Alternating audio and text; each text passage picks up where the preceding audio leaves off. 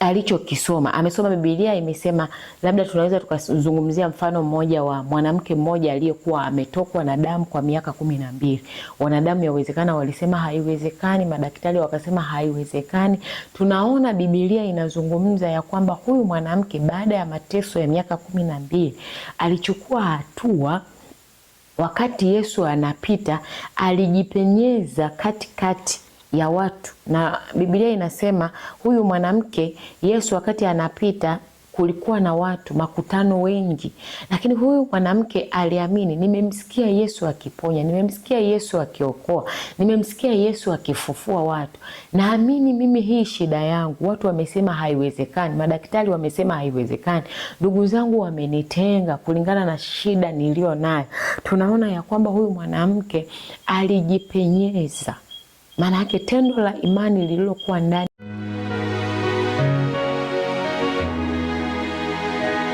Bwana Yesu asifiwe. Kwa majina ninaitwa Treni Sefania.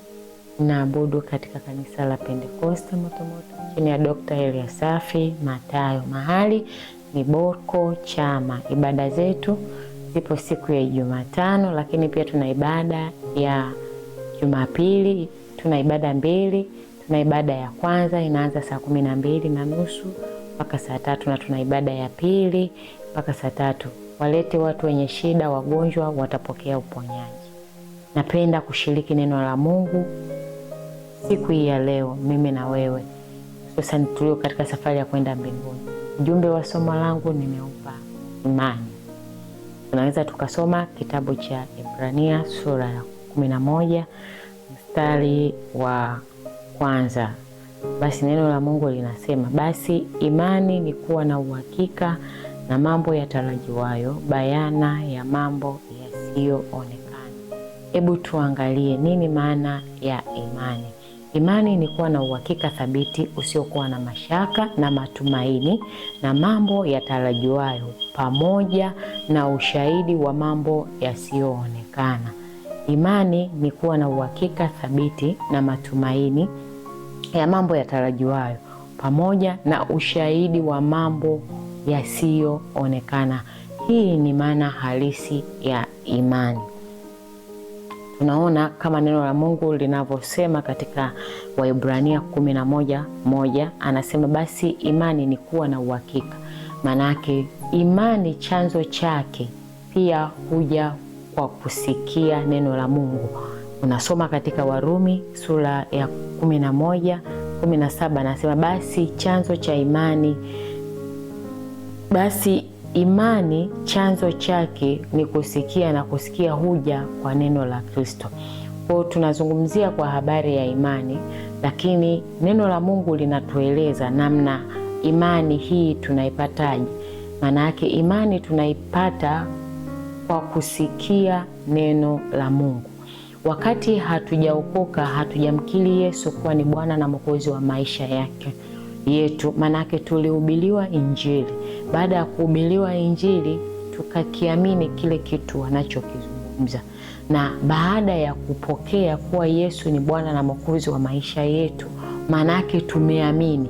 Hiyo ndio maana halisi ya imani.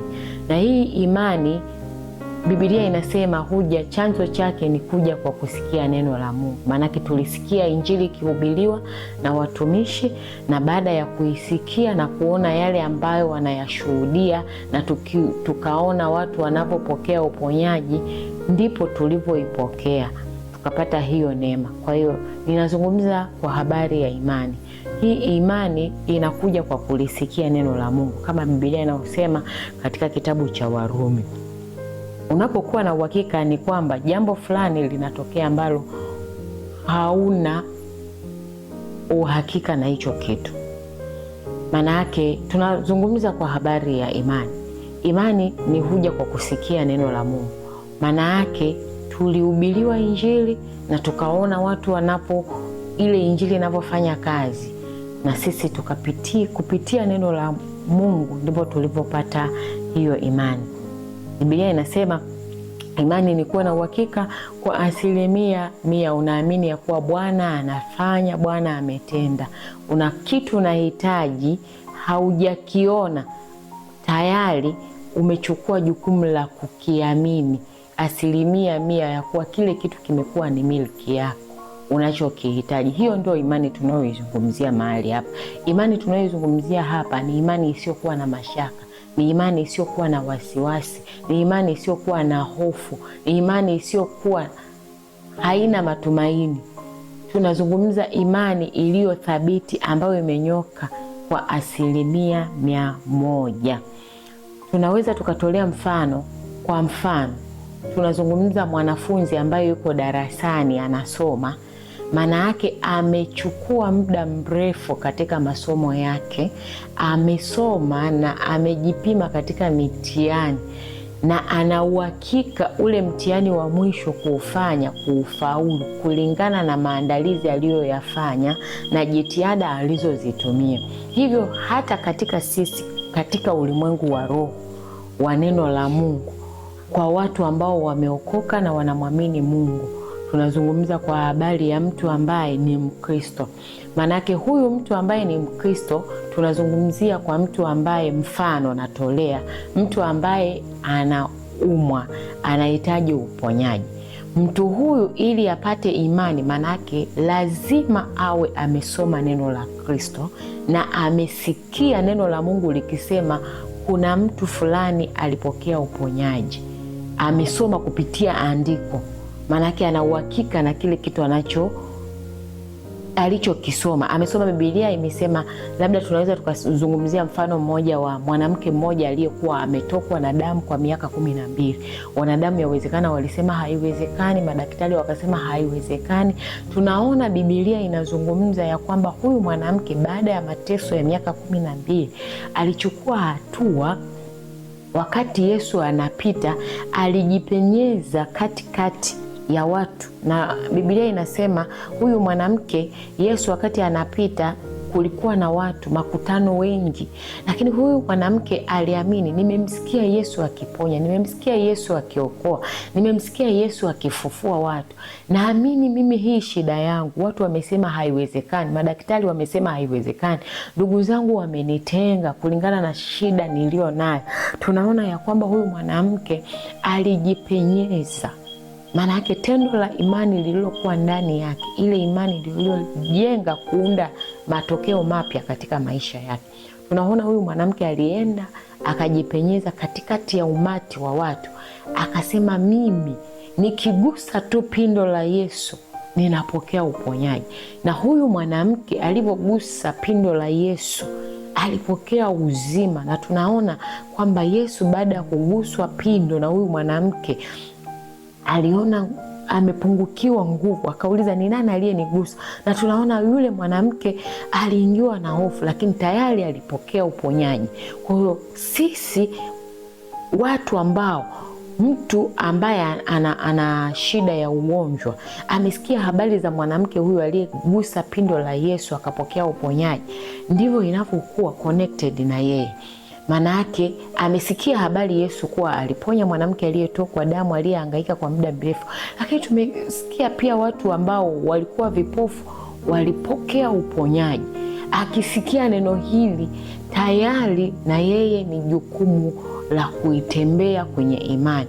Ninazungumza kwa hii habari ya mifano ya watu wawili tofauti, mwanafunzi na mtu ambaye anahitaji uponyaji. Manake mtu huyu ili aamini ni kupitia neno la Kristo.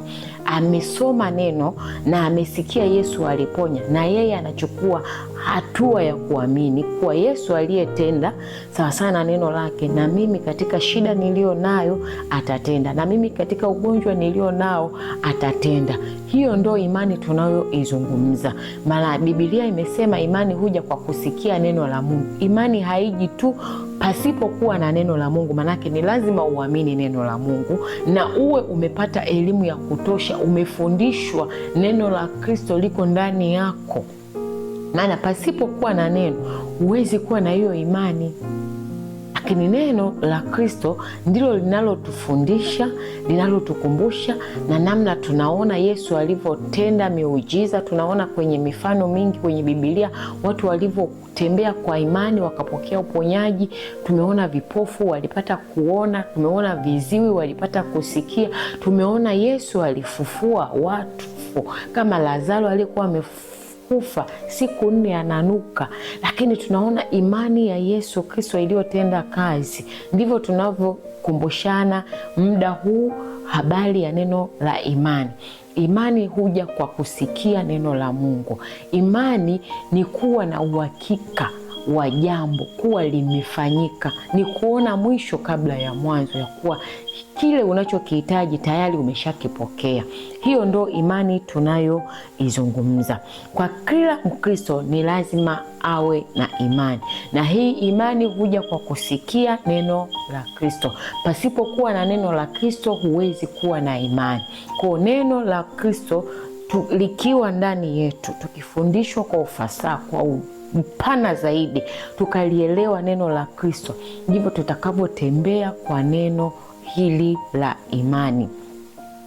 Watu wengi wanashindwa kutembea kwa imani, wanashindwa kukua kwa imani, wanashindwa kupokea miujiza yao, ni kwa sababu ya imani yao kutokuwa na ukamilifu. Maana imani yako ikiwa ni ndogo, Biblia anasema imani yako ikiwa ni ndogo kama chembe ya haradani, inaweza kuhamisha mlima huu ng'oka na ukatoswa baharini. Hiyo ndio imani. Biblia imetolea mfano wa chembe ndogo ya haradani, na haradani ni mbegu ambayo ni ndogo sana. Yesu ameifananisha mbegu hii. Imani yako ikiwa ndogo kama chembe ya haradani, inaweza ikang'oka milima, inaweza ikabadilisha maisha, inaweza ikabadilisha historia ya maisha yako. Magonjwa ulio nayo, wanadamu wamesema haiwezekani, madaktari wamesema haiwezekani. Imani yako tu ikiwa ni ndogo kama chembe ya haradani, unaweza kupokea muujiza wako, unaweza kupokea hitaji la matatizo yako. Tunakumbushana kwa habari ya neno la imani. Tunaona Yesu alitembea, amefanya mambo mengi makubwa ambayo kwa akili za kibinadamu tunaona ya kwamba haiwezekani, lakini kwa Yesu yote yanawezekana. Imani yetu ikiboreshwa, imani yetu ikijengwa kwenye misingi iliyo imara, inaweza ikafanya mambo makubwa, inaweza ikaleta matokeo makubwa. Tunaweza tukajifunza kupitia watu wengi waliotembea kwa imani. Baba yetu wa imani, tunamwona Abraham alitembea kwa imani. Tunamwona Sarai alipokea watoto wakati umri ukiwa umeenda, maanake ni tendo la imani. Kwa imani ina kazi kubwa katika maisha yetu. Imani ina nguvu kubwa katika maisha yetu tunayoishi. Tendo ni jukumu letu kufundishwa neno lisilogoshiwa. Neno la Mungu likikaa kwa wingi ndani yetu, tunatembea sawa sawa na ahadi ya neno la Kristo. Lakini ukisoma katika kitabu cha Marko sura ya 10 mstari wa 46, Marko, tujifunze Marko sura ya 10, tuone namna imani inavyotujenga zaidi. Marko sura ya 10 mstari wa 46 mpaka 52. Mtazamaji unayeniangalia, unaweza kufungua Biblia yako wasoma pamoja nami. Biblia inasema, wakafika Yeriko. Hata alipokuwa akishika njia kutoka Yeriko pamoja na wanafunzi wake na mkutano mkubwa, mwana wa Bartimayo yule mwombaji kipofu alikuwa ameketi kando ya njia. Naye aliposikia ya kwamba Yesu Mnazareti, alianza kupaza sauti yake na kusema, Mwana wa Daudi, unirehemu. Na wengi wakamkemea ili anyamaze, lakini alizidi kupaza sauti, Mwana wa Daudi, unirehemu. Yesu akasimama, mwiteni. Wakamwita yule kipofu, wakamwambia, jipe moyo, inuka, anakuita. Akatupa vazi lake, akaruka, akamwendea Yesu. Yesu akajibu akamwambia, wataka nikufanyie nini? Yule kipofu akamwambia, mwalimu wangu, nataka nipate kuona. Yesu akamwambia, enenda zako, imani yako imekuponya. Enenda zako, imani yako imekuponya. Mara akapata kupona. Tunaona namna neno la Mungu linavyotukumbusha au linavyotufundisha kwa habari ya huyu kipofu. Biblia inasema huyu kipofu alikuwa ameketi kando ya njia na alikuwa anasikia ya kwamba Yesu mahali pale anapita. Na tunaona namna huyu kipofu alivyozidi kusimama, alipaza sauti yake, na watu ambao walikuwa wamemzunguka walikuwa wakimbeza, wakimnyamazisha asitamke, manake walikuwa wanamkatisha tamaa lile kusudi lake lisifike. Lakini tunaona huyu kipofu alizidi kupasa sauti yake, akamwita, mwana wa Daudi nirehemu, nirehemu mwana wa Daudi. Ndipo Yesu aliposikia akamuuliza, wataka nikufanyie nini? Akamwambia, nataka kuona. Manake Mungu alikuwa ameshaona na alikuwa tayari amesikia, na alichokuwa anataka ni kutaka nini, anataka afanyiwe. Alikuwa anamuuliza, wataka nikufanyie nini? Yule kipofu akasema, nataka kuona. Manake tendo la imani iliyokuwa ndani yake ndio iliyoleta uponyaji. Manake aliamini Yesu ameponya, na mimi naamini nitakuwa mzima. Kwa ni ile imani ambayo ilikuwa na uwezo mkuu, haikuwa na mashaka, haikuwa na wasiwasi. Aliamini Yesu ataniponya, na Yesu akamwambia, imani yako imekuponya. Manake Yesu alijua imani ya yule kipofu, kwa huyu tayari ameamini ya kuwa nimefanya atapokea muujiza. Na Yesu akamwambia, pokea uponyaji, na uponyaji ukawa juu yake. Kwa hiyo ndivyo tunavyopaswa kutembea katika neno la Mungu. Ndivyo tunavyopaswa kutembea katika neno la Mungu. Tunamwamini Yesu kwa kupitia neno lake. Hivyo hata katika shida, mapito tunayopitia, tunapaswa kumwamini Kristo. Tunapaswa kuamini neno la Kristo. Tunapaswa kuamini katika magonjwa. Iwe ni magonjwa unasumbuliwa, amini ya kuwa Bwana unayemtumaini, Bwana unayemwomba atakurejeshea uzima. Maana tunaona Yesu ameponya watu wengi. Tunaona Yesu alifufua wafu. Ni tendo la imani yangu mimi na wewe. Tunakumbushana kwa habari ya kutembea na imani. Si hivyo tu, tunaona hata mtumishi wa Mungu Stefano. Biblia ukisoma katika kitabu cha Matendo sura ya 6, Biblia inaeleza namna Stefano anasema ni mtu ambaye alikuwa amejawa na imani. Unaona ni namna gani Stefano alivyoitetea imani ya Kristo. Tunaona Stefano alivyotembea kwenye imani ya Kristo. Maana aliamini Yesu ni daraja katika maisha yake. Aliamini Yesu anaweza kumpitisha katika. Stefano aliitetea imani yake pamoja na shida, pamoja na dhoruba alizopitia katika utumishi wake. Hakumwacha Yesu, alitetea imani yake.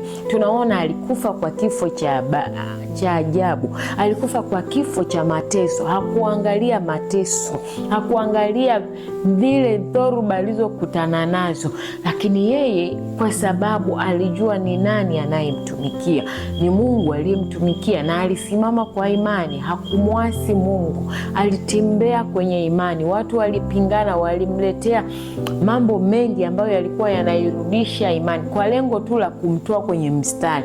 Lakini tunaona Stefano alikuwa na hekima ya pekee katika wale wanafunzi ambao alikuwa ametembea nao, na tunaona namna Stefano alivyoweza kusimama na imani. Ukisoma katika kitabu cha Matendo sura ya 7, anza mstari wa 51. Enyi wenye shingo ngumu,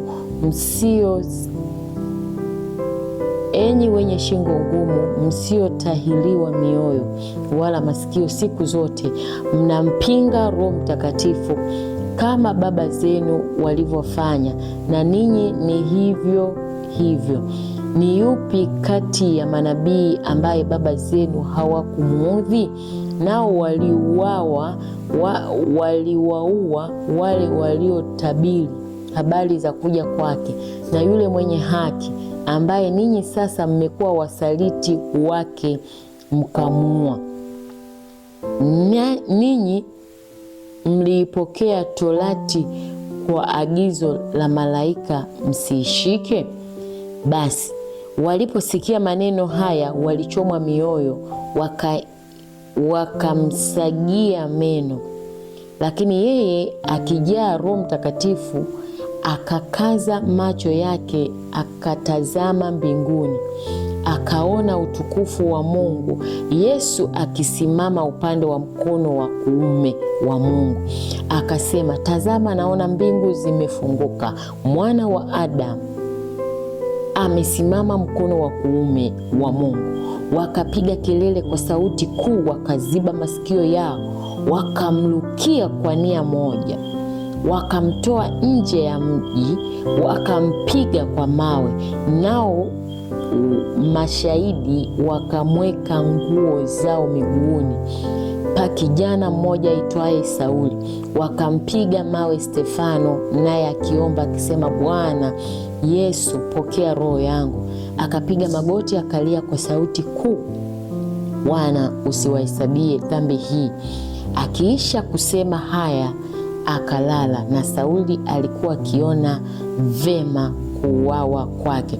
Tunaona namna mtumishi wa Mungu Stefano akiwa pamoja na wale wanafunzi ambao walikuwa kinyume na sheria yake, walikuwa wakipingana na huduma, wakipingana na utumishi alioutenda. Lakini tunaona namna Stefano alizidi kuwasii na kuwakanya kwa neno la Mungu.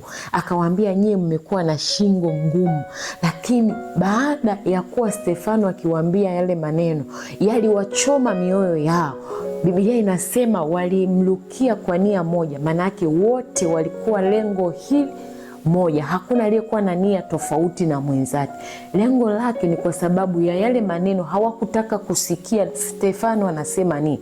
Na Stefano alisimama kulisema kweli ya neno la Mungu. Hakutaka kusita, aliwaambia kweli ya neno la Mungu, na mioyo yao iliugua, iliumia, wakaziba masikio wasisikie kile ambacho anakizungumza. Lakini ujumbe uliwafikia. Waliingiwa na roho mbaya, roho ya chuki, wakamsagia meno. Biblia inasema, inatamka, wakamsagia meno. Hawa watu wote wakarudi kinyume kwa lengo la kumwanga. Baada ya kuambiwa maneno hayo, mioyo yao ilichoma, wakachukua wakamwondoa. Biblia inasema walimtoa mahali pale alipo, wakampeleka nje ya mji, manake kwa lengo la kumuua. Lakini tunamwona Stefano. Biblia inasema Stefano alikuwa ni mtu wa imani, mwenye hekima, aliyejawa. Hakuna mtu ambaye alikuwa na hekima na imani ambayo Stefano alikuwa na. Hakuangalia cheo cha mtu. Makuhani waliambiwa ukweli. Wanafunzi walipokuwa kinyume, aliwaambia kweli, hapa mlipo Biblia haisemi hivi. Mbona mnakuwa na roho ngumu? Mbona mnakuwa na shingo ngumu? Mnahubiriwa, hamtaki kubadilika. Kwa nini? Lakini tunaona walivyokuwa na roho mbaya. Wanasema wakamtoa nje ya mji. Lengo wakamlukia wote kwa nia moja. Manake kundi zima, wanafunzi wote waliokuwa wanapingana na ile imani ya mtumishi wa Mungu Stefano, waliokuwa wakipingana na ile hekima ya mtumishi wa Mungu Stefano, walimtoa nje ya mji na wakampiga mawe. Na tunaona Stefano hakuiacha imani yake. Aliendelea kumsihi Mungu, aliendelea kumsimama na Mungu.